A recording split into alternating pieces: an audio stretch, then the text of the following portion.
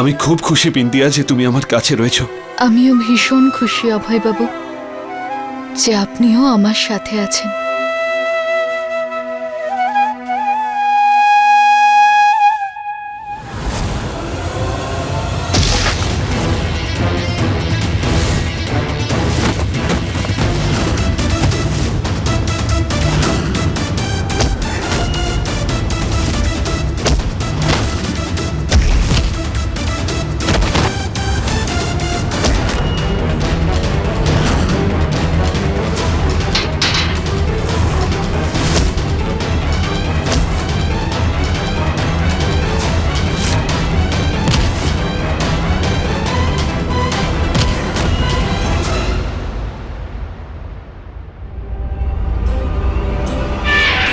যাও গিয়ে সবাইকে ধরো, যাও।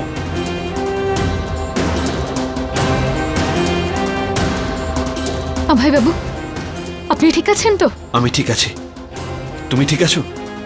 হ্যাঁ, চলো চলুন।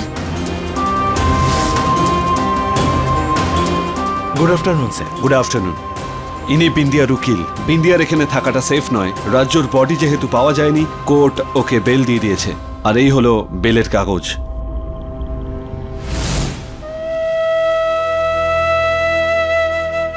এক মুহূর্তের জন্যও তুমি ভেবো না যে আমি তোমার পাশে নেই। আরে তুমি আর আমি আলাদা হতেই পারি না বিন্দিয়া। আমি সব সময় তোমার সাথে থাকব বিন্দিয়া। তুমি আর আমি একসঙ্গে সত্যিটা সবার সামনে নিয়ে আসবো বিন্দিয়া। আমি আর আপনি কখনো আলাদা হতেই পারি না অভয় বাবু। আমরা মানুষ আলাদা হলেও আমাদের আত্মা এক। আমাদের কেউ আলাদা করতে পারবে না অভয় বাবু।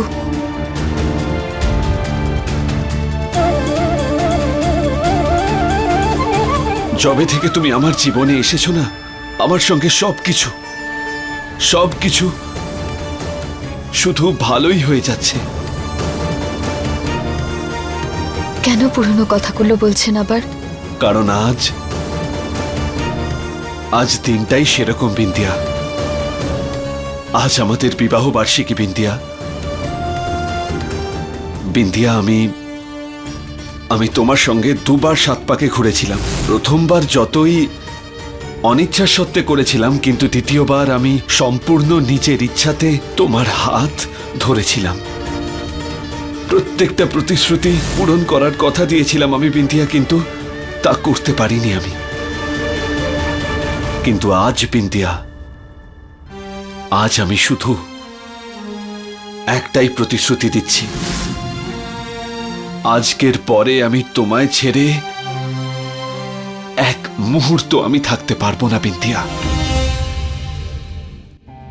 আজ থেকে আমার প্রত্যেক মুহূর্তে শুধু তোমারই নাম থাকবে।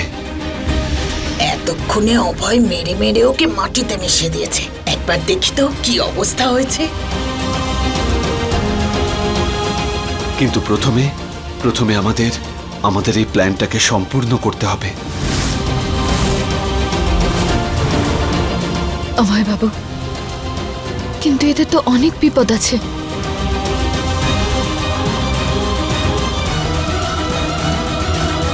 কিন্তু এখন এটাই একমাত্র রাস্তা বিন্দিয়া।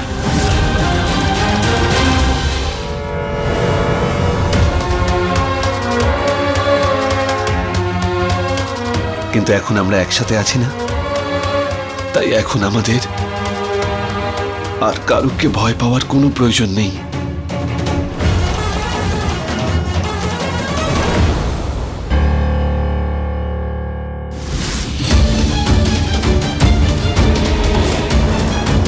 আমি তোমার গলা টিপে শেষ করে দেব, মেরে ফেলবো তোমাকে, বুঝেছো?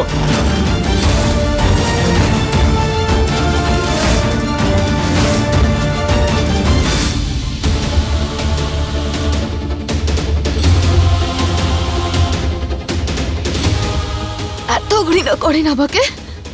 তাহলে আমার ঘরে কেন এসেছেন? তোমাকে এটাই বলতে এসেছি যে আমার মায়ের বিরুদ্ধে যদি আর একটা কিছু করার কথা তুমি ভেবেছো বিন্দিয়া, তাহলে আমি তোমার এমন অবস্থা করব যে তুমি মৃত্যুকেও ভয় পাবে।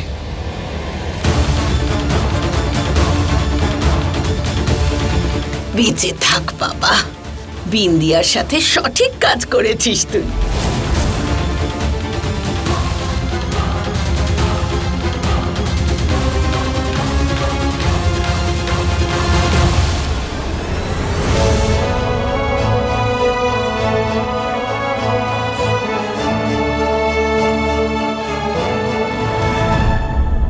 বিন্দিয়াকে মন থেকে ঘৃণা করে অভয়। তুমি অভয়ের কথা বলছো তাই না? আরে আমরা সবাই এটা বুঝতে পেরেছি যে কিভাবে ও ভালোবাসার কথা বলছিল বিন্দিয়াকে। শোনো না, এবারে অভয় বিন্দিয়ার উপর খুব রেগে আছে। অভয়ের মনে হচ্ছে যে ওই খুনটা বিন্দিয়া করেছে, আর এতে আমাকে ফাঁসানোর চেষ্টা করছে। আরে তার মানে এটাই যে ওই বিন্দিয়াটাই একটা ভয়ঙ্কর শয়তান। হতে পারে ও তোমার ছেলের সাংঘাতিক ক্ষতি করবার চেষ্টা করছে। মা! অভয়! অভয় বাবা! অভয়! অভয়!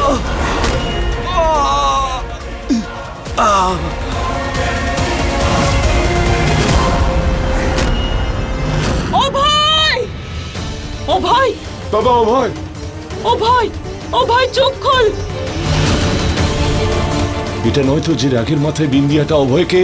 না, আমার অভয়ের কোনো ক্ষতি হতে পারে না।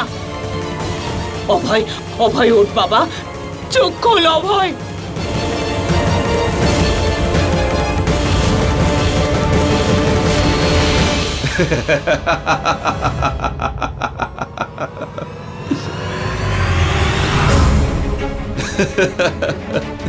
আরে আমি একদম ঠিক আছি মা।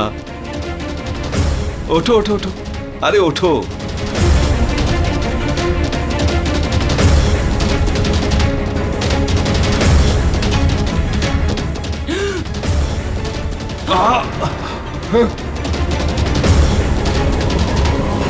কি রে অভয়, এসব কি নাটক? আরে মা, আমি বললাম না আমি একদম ঠিক আছি মা। আচ্ছা, প্রথমে তোমরা আমাকে এটা বলো, আমি লাশের অ্যাক্টিংটা ঠিক করেছিলাম তো? একেবারে আসল লাশ লাগছিল কি না? হ্যাঁ, সাংঘাতিক। এই রক্তটা তো একদম আসল মনে হচ্ছে, তাই না বরফি? হ্যাঁ, ব্যাস, তোমাকেও ঠিক এমনটাই করতে হবে মা। কি বলতে চাইছিস? আরে মা, বিন্দিয়া বেল পেয়েছে কারণ ওই রাজ্জুর লাশ পাওয়া যায়নি সেই জন্য। যদি তুমি রাজ্জুর লাশের অ্যাক্টিং করে দাও না, আর ওই লাশটা পুলিশ পেয়ে গেলেই তখন কেসটা আরো মজবুত হয়ে যাবে। আর তারপরে বিন্দিয়ার বাঁচা মুশকিলই নয় মা, অসম্ভব হয়ে যাবে।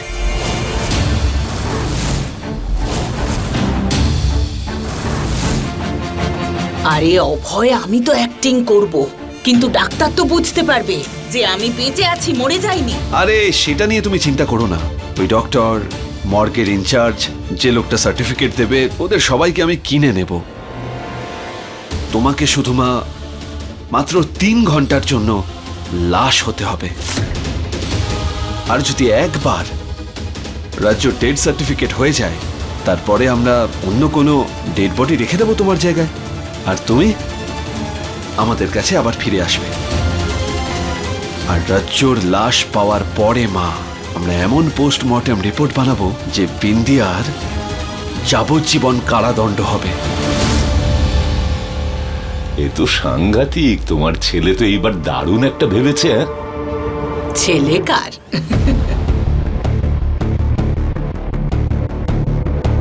অভয়, তুই যা বলবি তাই করব। বল কি করতে হবে? তুমি শুধু 4টে পর্যন্ত রাজ্যর মতো হয়ে রেডি থেকো। আচ্ছা, আমি বাকি সব ব্যবস্থা করে তোমাকে নিতে চলে আসবো। ঠিক আছে? ঠিক আছে। আমি আসছি।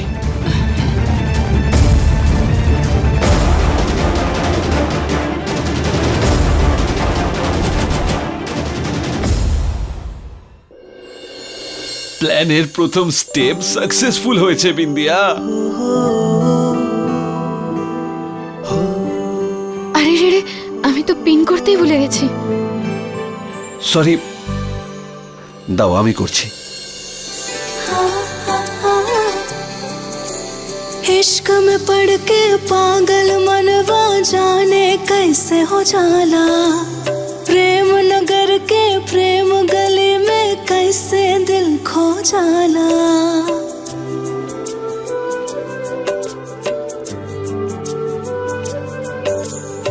इश्क में पड़ के पागल मनवा जाने कैसे हो जाला, प्रेम नगर के प्रेम गली में कैसे दिल खो जाला। देखे जब तो हके धड़के जिया। আমি ভুলে গিয়েছিলাম যে আমি কোন কাজে এসেছিলাম। এখন জানো, যা বলার আছে ফোনে বলবেন, ঘরের মধ্যে বারবার আসবেন না। জান, কি করব বিন্দিয়া, কিছুক্ষণের জন্যও যদি আমি তোমার থেকে দূরে যাই তাহলে আমার মনে হয় যে আবারও তোমায় একা ছেড়ে দিয়েছি। সেই যন্ত্রণা, অপমান আর দুঃখ যেটা তুমি সহ্য করেছো বিন্দিয়া, একা। এখন কিছুক্ষণের জন্যও যদি তোমায় একা ছাড়ি আমার ভয় লাগে বিন্দিয়া। আপনি তো নিজেই বলেছিলেন না যে যখন আমরা সাথে আছি আমাদের কাউকে ভয় পাওয়ার দরকার নেই। আমাদের দুজনের মনই তো এখন একসঙ্গে জুড়ে গেছে অভয় বাবু। আমি এখন আর একা হতে পারবো না।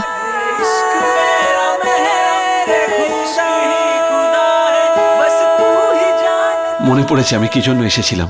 কেন?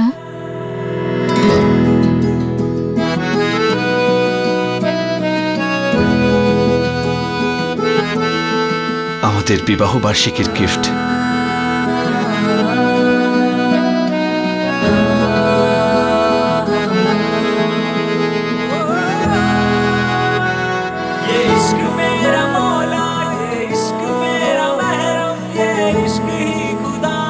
बस तू ही जानता है, इश्क मेरा मौला है, इश्क मेरा महरम है, इश्क ही खुदा है, बस तू ही जानता है। इश्क मेरा मौला है, इश्क मेरा महरम है, इश्क ही खुदा है, बस तू ही जानता है। इश्क मेरा मौला है, इश्क मेरा महरम है, इश्क ही खुदा है, बस तू ही जानता है।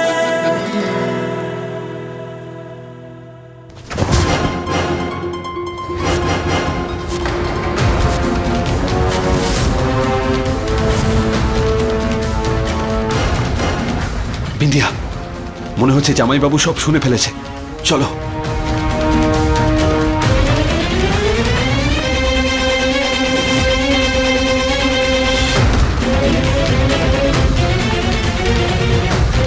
শাশুড়ি মা শ্বশুর মশাইয়ের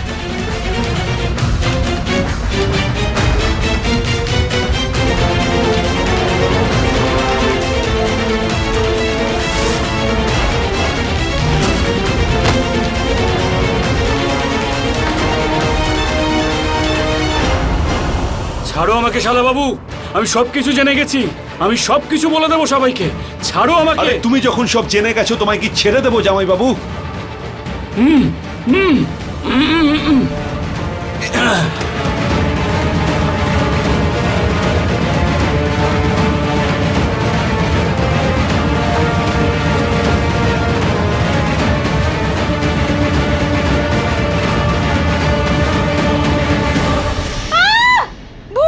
আরে কি করছিস কি? আমি তোর মা। হ্যাঁ তুমি মাই, কিন্তু মাই রাজ্যুর মতো। আরে কি রাজ্য? যে কখনো ছিলই না তার ভূত এখানে কি করে আসবে? আচ্ছা এবারে বলতো কি করতে এসেছিস? আরে আমি কতক্ষণ ধরে ওকে খুঁজে বেড়াচ্ছি, পাচ্ছি না। আর মা এই ফোন, আর এই ফোনটা তো ঘরের বাইরে পেয়েছি আমি। তাহলে হয়তো হাত থেকে পড়ে গেছে।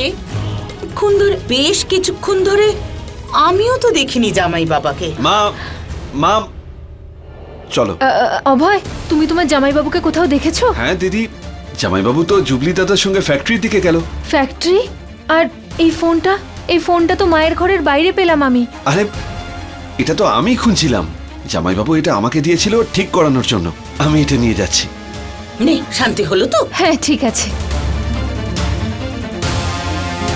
চলো মা, সব ব্যবস্থা হয়ে গেছে।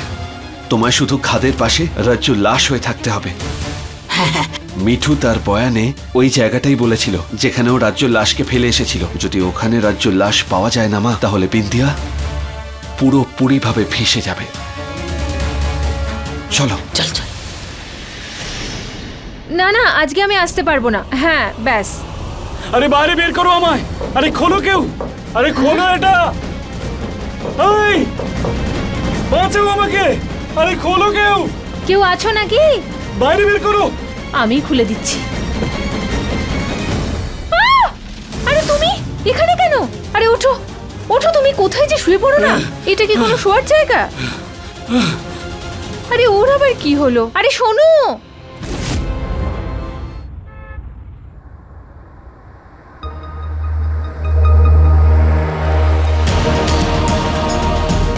কি হলো রে অভয়? মনে হচ্ছে গাড়িটা খারাপ হয়ে গেছে। ঠিক আছে, আমি ফোন করে অন্য গাড়ি চেয়ে পাঠাচ্ছি। না না মা, কেউ যেন এই প্ল্যানের ব্যাপারে জানতে না পারে। একটু আগেই 1/2 কিলোমিটার পিছনে একটা মেকানিকের দোকান ছিল, আমি ওকে গিয়ে নিয়ে আসছি। ঠিক আছে? ঠিক আছে। জানলা খুলেই যাচ্ছি, হাওয়া আসবে। তুমি এখানেই বসো। হ্যাঁ হ্যাঁ, তাড়াতাড়ি আসবি।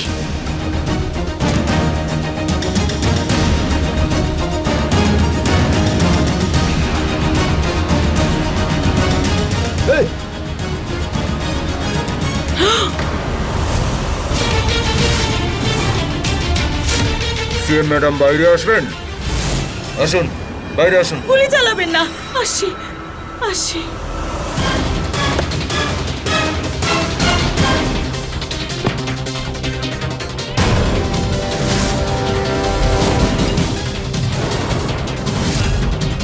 অনেকদিন ধরে সিএম ম্যাডামকে মারার প্ল্যান করছিলাম আমরা, কিন্তু কে ভেবেছিল সিএম ম্যাডাম নিজে এত সহজে রাস্তার মাঝখানে আমাদেরকে দেখা দেবে, আর তাও সিকিউরিটি ছাড়া। এবারে আমরা নিশ্চিন্তে সিএম ম্যাডামকে মার্ডার করতে পারি আর পুরস্কারও পেতে পারি। ভাবো বরফি দেবী, না হলে এরা তোমায় এখানেই মেরে ফেলবে। অভয়কেও তো কোথাও দেখছি না। চলো, মারার আগে সিএম ম্যাডামের কাছ থেকে সিএম? কেসিএম? কি কি কি বলছো তোমরা? আমি তো রাজ্য। বোকা বানাবেন না। আমরা নিউজে দেখে নিয়েছি যে বরফি ভারদ্বাজের মতো দেখতে একজন মহিলার খুন হয়েছে, আর তার বৌমাই এটা করেছে। আরে ওসব আমার প্ল্যান ছিল। আরে যে মরেছে না সেই আসল সিএম। আরে বাবা, তোমরা যে সিএম কে মারতে এসেছো সে তো পরলোকে চলে গেছে। হ্যাঁ, আর ওকে পরলোকে আমি পাঠিয়েছি। ওকে একদম আমার মতো দেখতে না, সেই জন্য। আর দেখো, নিজে সিএম হয়ে গেলাম। শ্বশুর মশাই, আরে কি হয়েছে কি জামাই বাবা? শাশুড়ি মা কোথায়? আরে ও গিয়েছে খাদের দিকে অভয়ের সঙ্গে। বিষয়টা হলো ও কিছুক্ষণের জন্য রাজ্য ডেড বডির অ্যাক্টিং করবে। আমাদেরকে ঠকানো হয়েছে শ্বশুর মশাই। কি? শালাবাবু আর বিন্দিয়া একসাথে হাত মিলিয়ে এইসব করছে, আর ওরা দুজন শাশুড়ি মাকে ফাঁসানোর প্ল্যান করেছে। কি বলছো তুমি?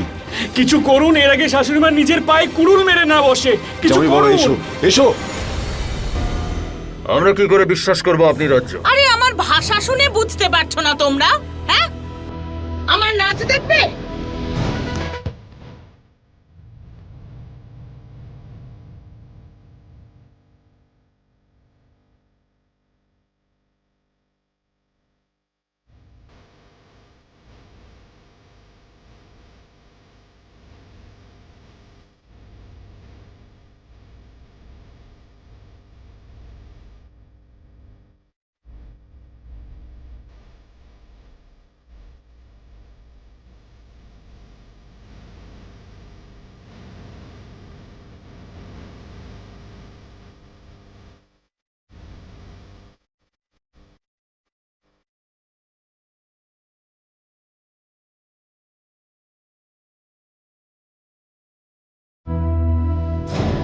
আরে এই ছেলে, এবারে তুমি বিশ্বাস করেছো তো যে আমি রজ্জ?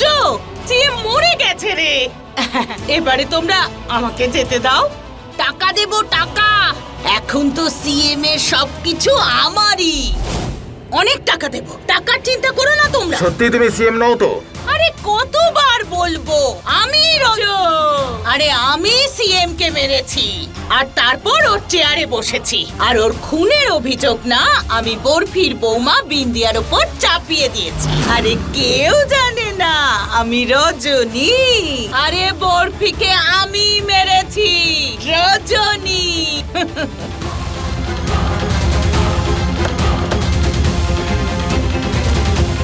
শাশুড়ি মা! বরফি কিছু বলো না, বরফি কিছু বলো না, চুপ। চুপ!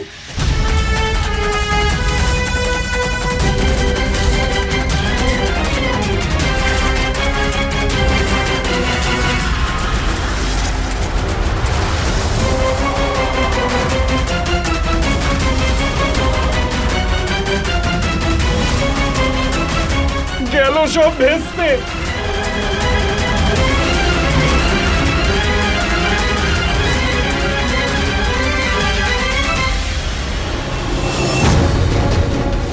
ছাড়ুন, আমি কাউকে খুন করিনি।